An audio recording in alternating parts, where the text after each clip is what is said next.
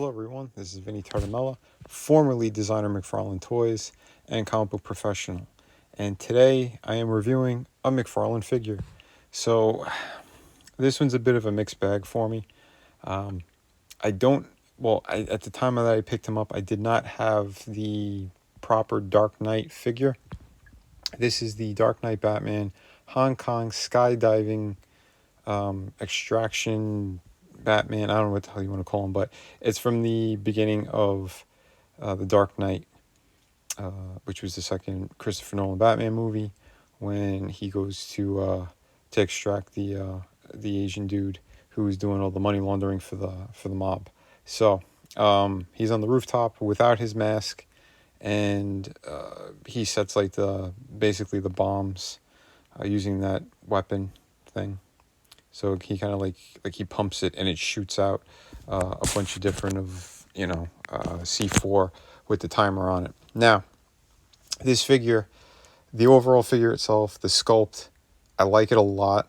The likeness is actually pretty good considering, because McFarlane's kind of hit and miss when it comes down to likenesses, but this one was actually pretty good, since when they use the overseas technology and whatnot, how they make these now. It's not like it was back in the day when we had really awesome, 100% likenesses on figures. Anyway, it's a whole other process. But since it's more digital now and how they're doing it, I gotta say it's pretty good. The hair is fantastic. It is separate from the rest of the head, so then they just glue it and plug it in. But overall, pretty strong likeness. You're going to have hit and misses. So when you go and try to find this figure, keep an eye for the paint and everything. But again, I've had him for a couple of months now. It's just I've been holding off on these reviews because, I don't know, McFarlane, some of the stuff has really been pissing me off lately. But this is a really great representation of Christian Bale as Batman. My major gripes is the accessories or lack of accessories as well, because the body itself is really good. I like what they did here. Could there be some tweaking to make it even better? Sure. But all right, so we'll do articulation with the head. Pretty good range, considering. Good ball joint on there. It's a dumbbell with like a ball joint. He has like the kind of cup butterfly setup that you see in all the McFarlane figures. Ball jointed shoulder, bicep cut. The shoulder's a little bit like a softer material, so they won't get in the way. Double hinge for the elbow, your standard kind of ball jointed wrist gimmick thing that they got going on. So that's pretty good. Very nice kind of dumbbell ball joint situation going, but you're going to get gappage if you go all the way. He does have a good range considering, but yeah, you're going to get that hole in the front, so be mindful of that. And in the back, they should have been designed a little bit better so it doesn't have like that bulbish kind of hunchback thing. But he could pivot to the side really well, and he does have extra articulation by the waist, so even that you could tilt to the side even further, so that's pretty good. I kind of like that, but the shape of it had to be kind of tweaked a little bit, but not bad. Splits, pretty damn good, but remember, you get the diaper going, so it'll stretch that. I didn't see any thigh cuts, but he does have double jointed knees, which are great. He has an interesting kind of ankle joint where it'll hinge. You can sort of turn it from the top. It's a little bit odd. But you do get toe articulation as well.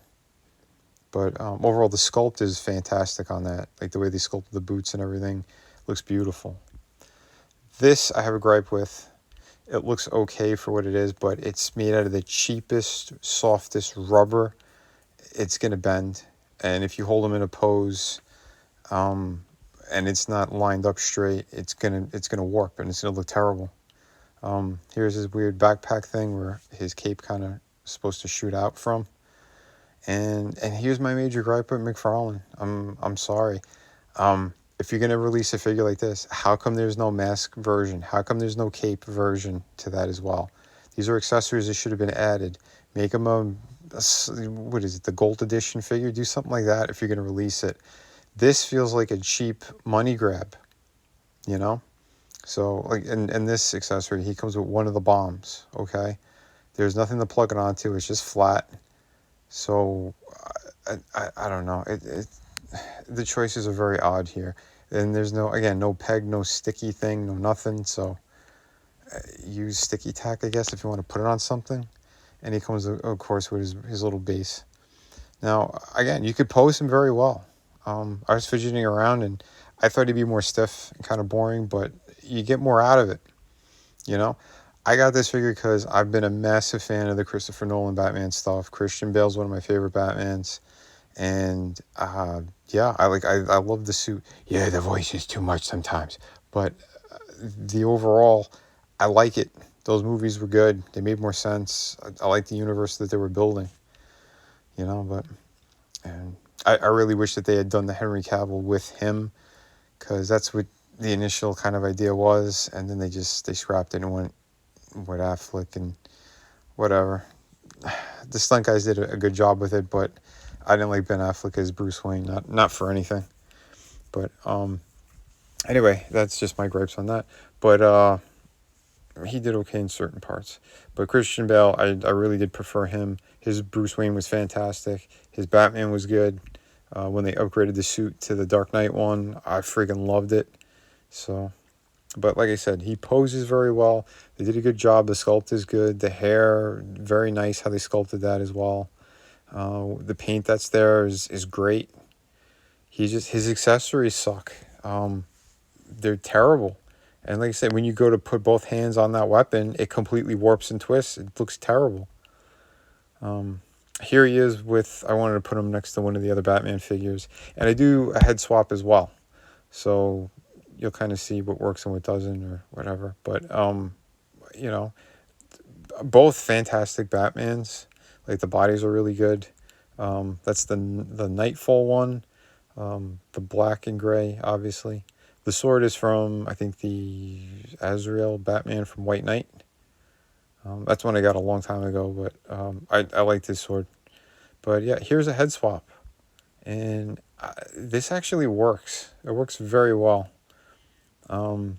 Sure, the cowl head on the Dark Knight body might be a little small, but I think the Christian Bale head looks fantastic on this. So if you wanted an unmasked Batman, you ever want to see Christian Bale in the classic kind of, you know, the gray and the black, that's a win. So if you have both figures, highly recommend them. Good stuff.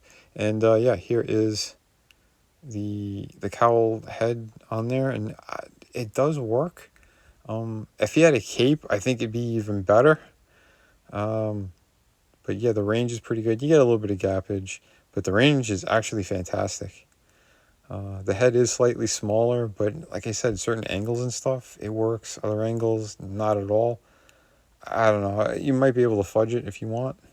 That's if you don't have the other cowled head on the Christian Bale Batman, which I was able to secure. Was the Platinum Edition or whatever, which was a very hard figure to find. But I got them for just slightly more than retail, which is pretty good considering the figure is harder to get. But yeah, I don't know. I think these work. These look good. So I wanted to give you guys an option and kind of show you what we got here. And yeah, that I did. I'll put up the review at the end of this. I'll put a link for it so you can see the full review on that Batman. He's a good figure. But yeah, the best I could give him is a 7. It would have been higher if his accessories were better. But McFarlane likes to price gouge and kind of screw over the customer. I mean, put all the accessories in. Give us a proper Batman. Stop separating things like this because it's cheap. Be sure to pick up my Volume 3 art book as well. This thing is perfect bound, 64 pages. Absolutely amazing. So you don't want to miss out on this one. Again, this is the Volume 3. It's available right now in Indiegogo for a limited time. Yeah, more information soon on some of my other projects. And yeah, upcoming stuff. There's also going to be a sneak peek at City Venus 2 in this book. So yeah, you're not going to want to miss this at all. Like I said, this is going to be the next major comic book that I am releasing. This one's going to be around 52 pages. Hi, for anyone looking for some amazing comic books, this is part of my collection. I am the artist and creator of Shadow of the Kraken. This is a beautiful pirate story, 52 pages, beautiful artwork. Yeah, everything you need out of a great pirate story, you're right here. We have City of Venus. It's a futuristic story, also another one that I totally created. Beautiful, if you love kind of post-apocalyptic worlds, beautiful women, sci-fi, action. This has a little bit of everything in it. So if you're looking for that, on that campaign, you could also get, for a limited time, volume 1 and 2 of my art books. These are loaded with amazing images, 52 pages each. Yeah, they got pretty much everything you need in there. And we have, of course, hardcover book. This is Through the Woods, co-created and written by Frankie Tartamella, my brother. And yeah, I did all the artwork. This is 100 pages. You get the entire story in here, beginning, middle, end. You get all of it, and it is truly amazing. So if you're looking for a great ghost story, this is definitely the book for you. Just click the link in the descriptions, and yeah, these books ship immediately.